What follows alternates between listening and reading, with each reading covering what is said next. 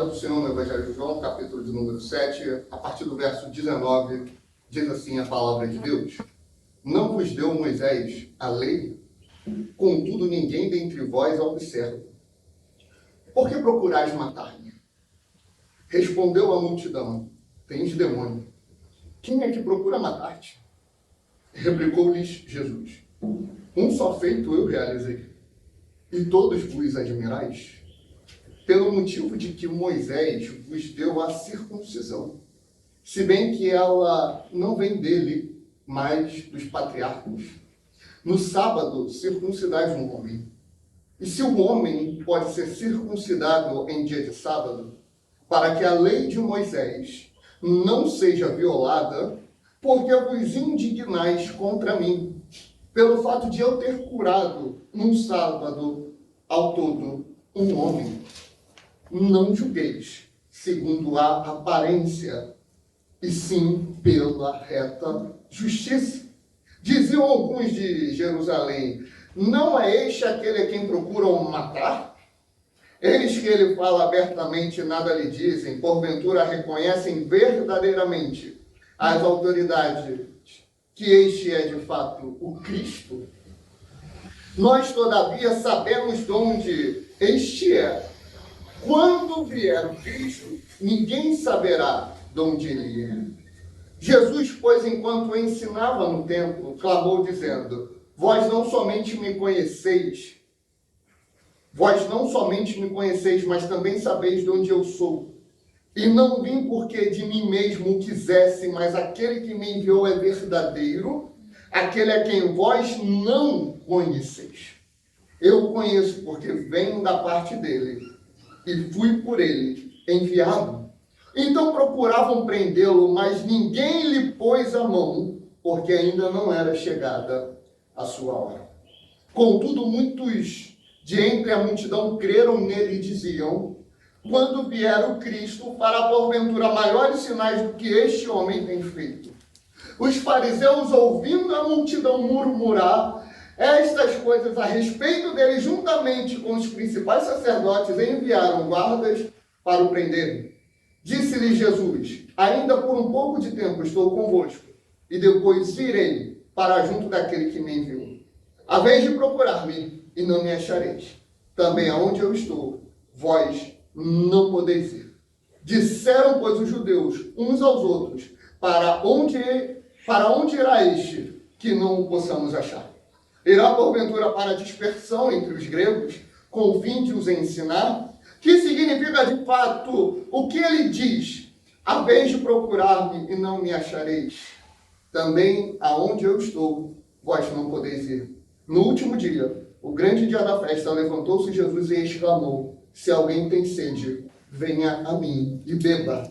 Quem crer em mim, como diz a Escritura, do seu interior fluirão rios de água viva. Amém? Até aí, podem sentar.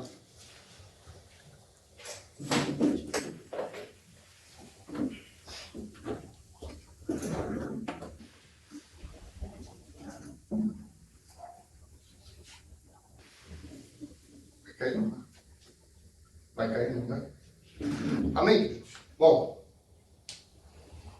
a gente observa bastante aí nesse mundo corporativo, né? Mundo empresarial, mundo dos negócios, algumas instruções peculiares, algumas dicas e algumas recomendações. Por exemplo, muitos vão falar assim: ó, você que é empresário, você que vai até empresas fechar contratos, você precisa ir demonstrando que você tem um alto poder aquisitivo, ainda que você não tenha.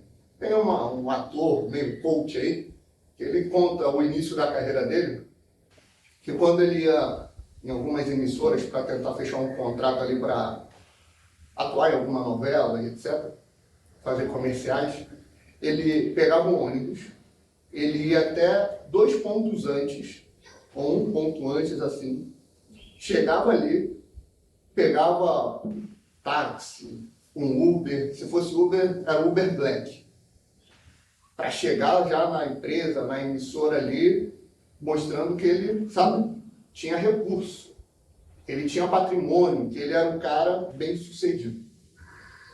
Quando você vai fechar um contrato, vai negociar com uma empresa, eles recomendam, olha, você tem que ir com iPhone. Nada de iPhone 8, acho que o 9 não tem, né?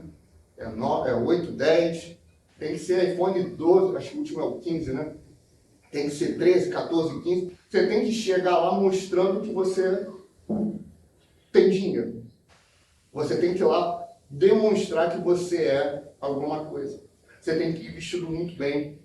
Você tem que ir com roupa de marca, né? Aquela coisa assim bem de ostentação no mundo empresarial. Você tem que mostrar que você tem algum valor através das suas posses, através da sua aparência. Isso não é só no mundo corporativo, isso é no mundo como um todo. Isso no conceito familiar, isso em escolas, em qualquer lugar. Só que a gente tem, por exemplo, no Brasil, uma grande crise, desde mais ou menos ali dos anos 80, 90, que é no meio político. E essa crise no meio político, ela envolve corrupção, envolve rachadinha, ela vai envolver muitos crimes, desvio de dinheiro da saúde, da educação. E a pergunta que eu faço para vocês, como eles estão vestidos? Eles estão, seu terno e sua gravata. Estão muito bem vestidos. Na aparência, ninguém pode repreendê-los. A forma deles se portarem, a forma deles falarem é única. Tanto que quando alguém vem e começa a falar muito bonito, querendo persuadir alguém, querendo convencer alguém, a gente fala, está agindo igual político. Porque o político, ele tem essa questão da aparência. Ele tem essa questão, isso que a gente vê da maioria dos políticos aí, eles não são assim. Eles não falam dessa forma, eles não agem dessa forma. Existe todo um treinamento de como eles devem se portar, de como eles devem falar, entonação de voz. Se você fizer uma pesquisa rápida sobre a biografia de Adolf Hitler, você vai ver isso. Ele sabia aonde ele ia aumentar a voz, aonde ele ia diminuir a voz, quando ele estava falando com o povo, para inflamar os alemães a aderirem à sua ideia nazista. Pois bem, isso tudo é aparência.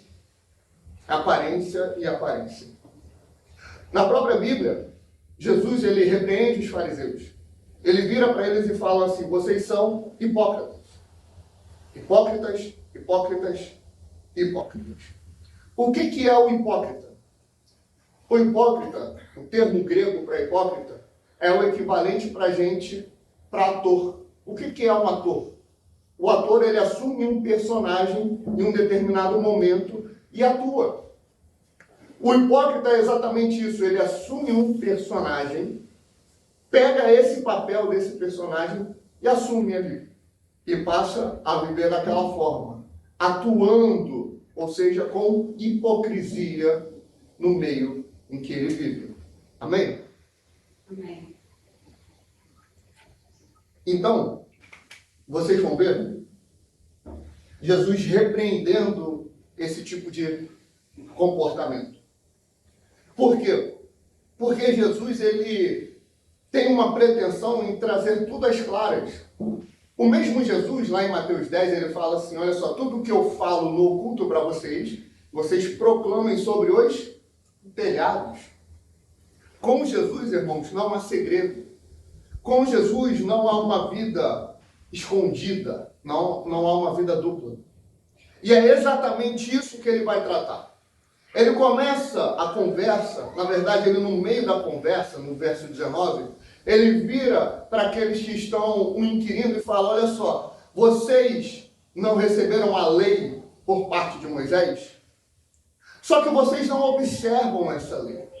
Vocês se vangloriam, judeus, de terem a lei de Moisés na mão de vocês, de terem um Pentateuco ao seu alcance, de terem a palavra revelada a vocês. Vocês agem como se a palavra, a Torá, a lei, a instrução da parte de Deus fosse exclusiva de vocês. Deixa eu te dar um recado. não é só de vocês. Só que não é isso que eu vim tratar hoje. O meu ponto com vocês hoje, judeus, é que vocês receberam a lei por parte de Moisés. Só que vocês não a observam. Vocês, judeus, não valorizam a lei que vocês tanto se gloriam. Olha, Moisés nos deu a lei. Nós somos o povo escolhido por Deus, então observem esta lei.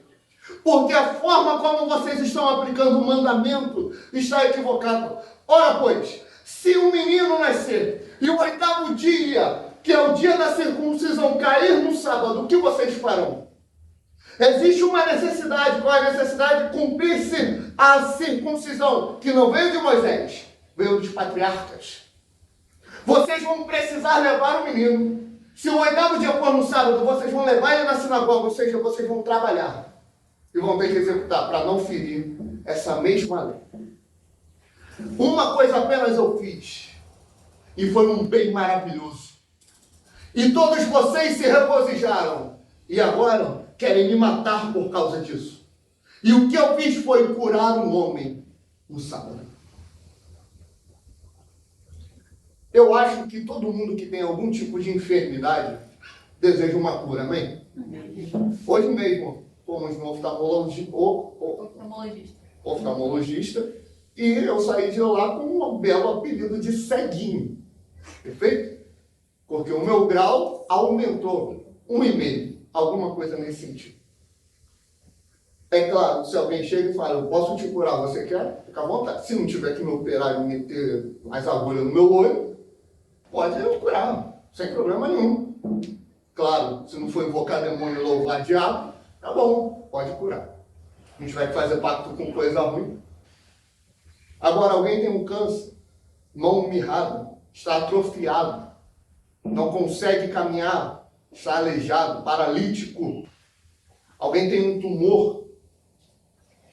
Qualquer enfermidade que seja, uma dor nas costas, se você tiver a possibilidade de ser curado por Jesus, você vai querer, não vai?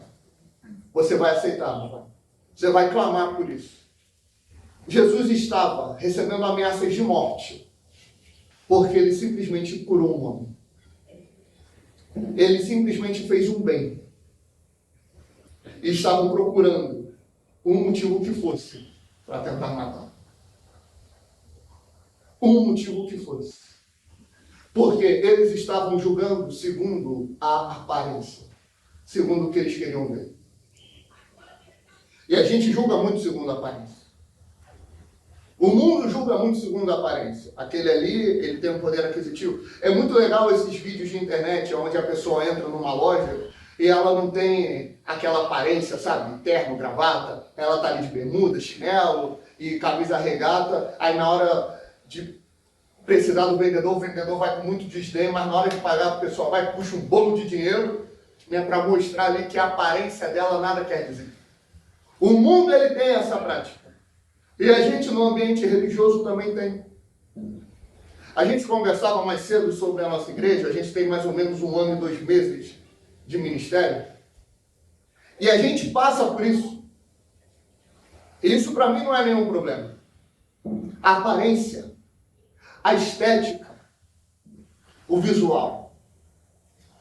E uma coisa que muito me indigna, conversávamos também durante a semana sobre isso, algumas congregações, elas se preocupam tanto com a aparência física da igreja, fazem reformas em cima de reformas, crescem a igreja, fica um ambiente lindo e maravilhoso, mas tem membro ali, dentro daquela igreja, passando necessidade, sem um prato de comida, sem um pão para oferecer para o seu filho.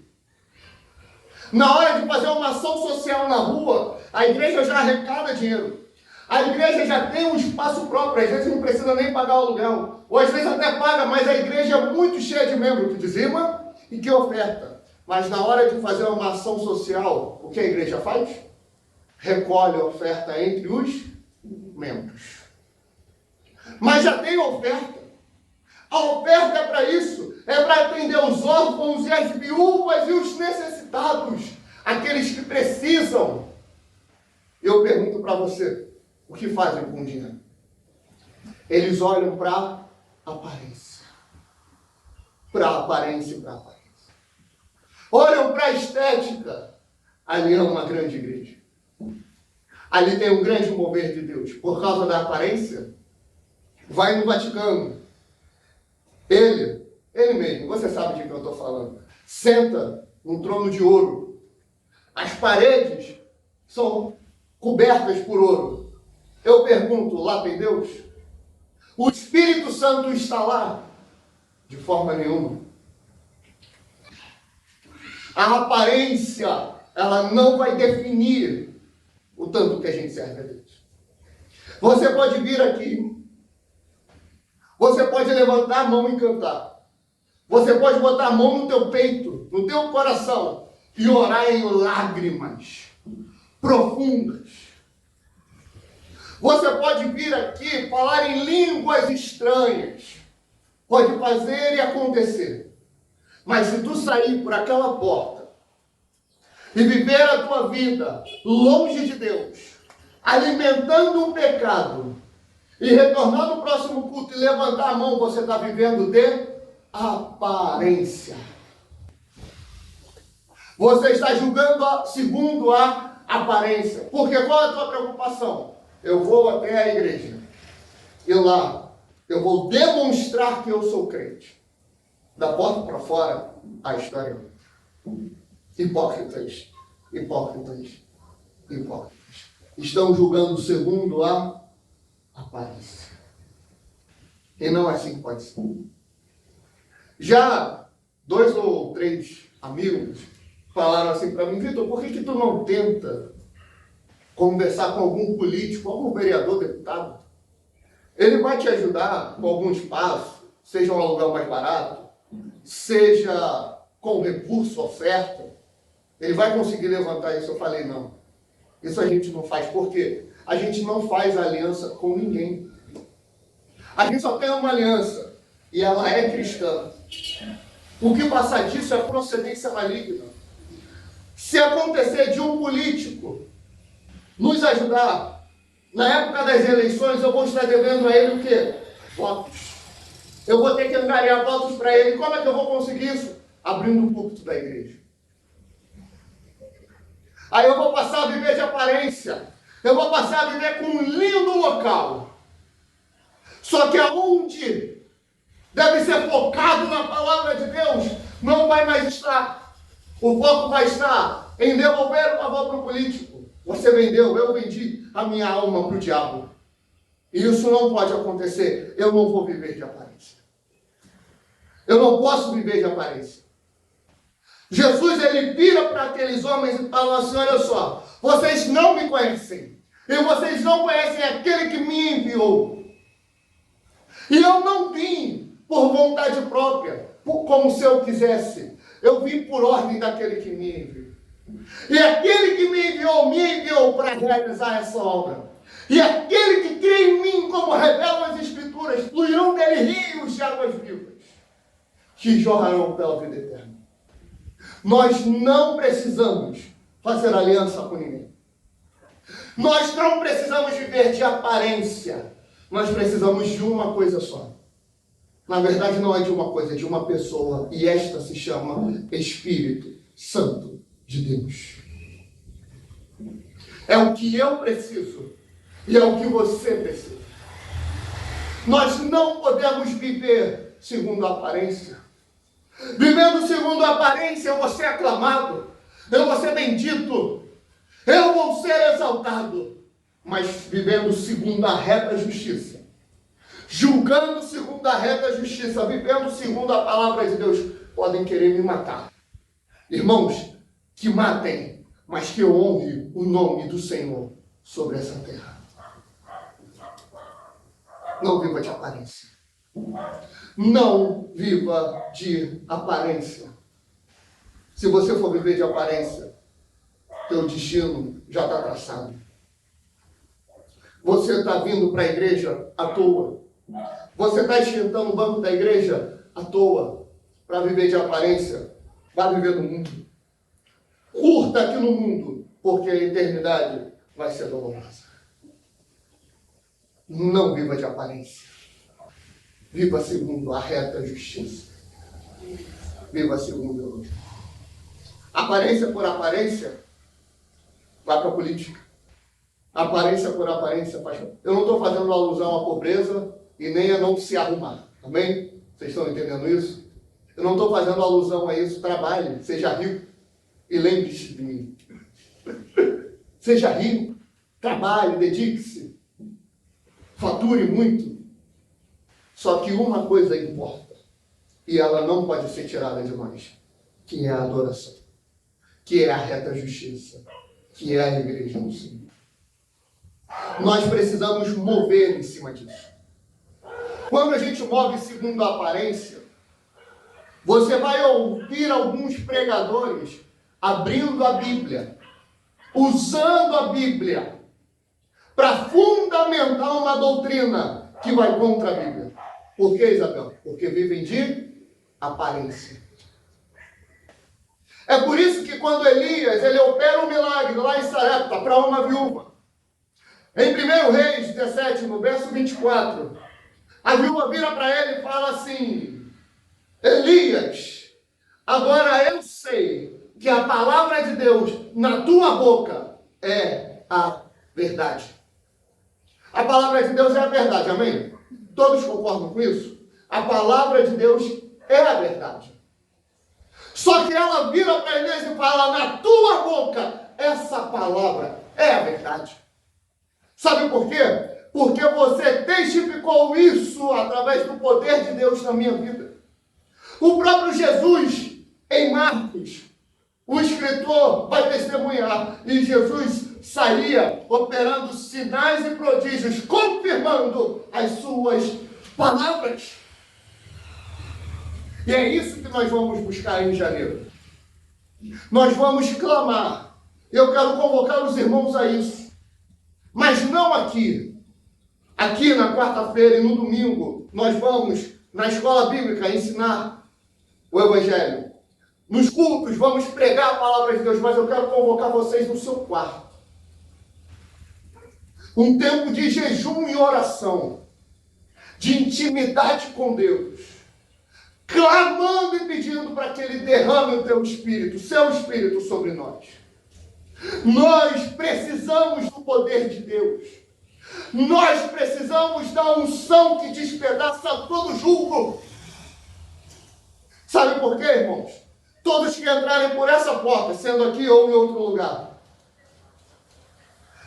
eu não vou fazer o menor esforço para obrigar alguém a ficar aqui. Vamos receber muito bem, vamos abraçar, vamos tentar conversar, vamos estar à disposição para tirar dúvidas, para ajudar na espiritualidade e aconselhar naquilo que for necessário, desde que Deus nos dê a direção. Mas não vamos obrigar ninguém a ficar aqui. Como é que se obriga alguém a ficar na igreja? A pessoa já chega, a gente faz o quê? Dá um cargo para ela. A gente não vai fazer isso. A gente não vai fazer isso. A gente não vai tentar manipular para que alguém fique aqui através dos cargos e das oportunidades. Não. A gente quer que o Espírito Santo seja vivo no coração de cada um e ele segure as pessoas aqui. E ele faça a obra na vida dessas pessoas.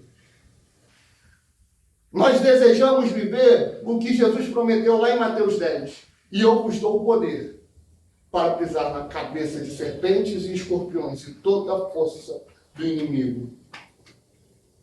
Eu vos dou o poder para curar, para expulsar demônios. Eu dou esse poder para vocês.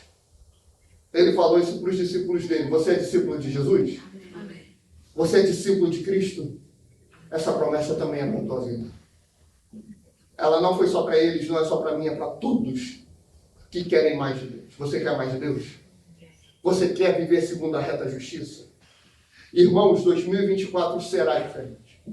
E eu não estou falando isso pela mística do ano novo, até porque dia 31 eu ainda tenho um boleto para pagar. E curiosamente, dia 1º eu ainda tenho também. Nada muda de um dia para o outro. Continuo tendo que trabalhar. Só não vou sair para trabalhar no dia 1º porque vai estar tudo fechado. Mas dia 2 eu estou na rua, estou na labuta. Sem problema nenhum.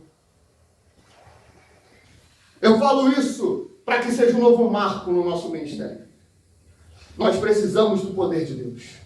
Nós precisamos da unção. Nós precisamos da graça vindo de forma violenta sobre nós.